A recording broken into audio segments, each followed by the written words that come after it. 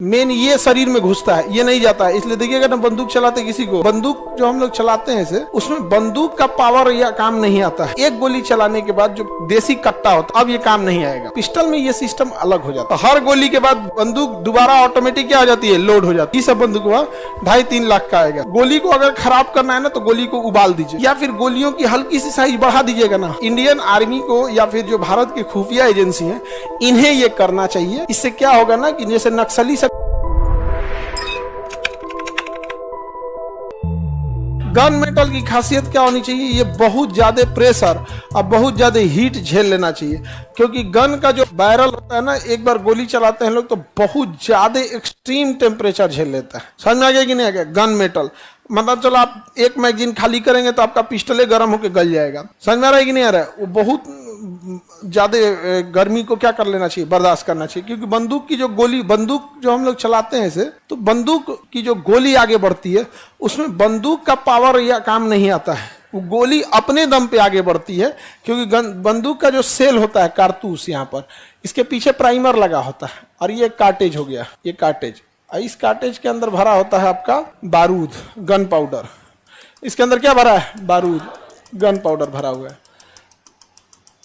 ये एकदम बारूद भरा हुआ है, गन पाउडर यहाँ पर। अब इसके आगे लगी रहती है आपकी बुलेट। मेन ये शरीर में घुसता है, ये नहीं जाता है। इसलिए देखिएगा ना, बंदूक चलाते किसी को धड़ाक से तो साइड से तो खोखला गिरता है, वो ये वाला गिरता है और आगे जाता है ये वाला। इसके पीछे लगा होता है प्राइमर। प्राइमर उसे होता है कि इस पे थोड़ा सा भी झटका पड़ेगा ना तो ये आग पकड़ लेगा। आग पकड़ने के बाद ये किस में आग लगा देगा? बारूद में आग लगा देगा। रॉकेट में क्या करते हैं आप, जला किस में आग लगाते हैं? बारूद में। रॉकेट में आग किस में लगाते हैं? बारूद में। अब बारूद रॉकेट को कहाँ ले जाता है? आगे लेके चला जाता है। लेकिन आप जो दिवाली में रॉकेट छोड़ते हैं वो अनगाइडेड होता है, किधर चल जाएगा पता ही नहीं चलेगा।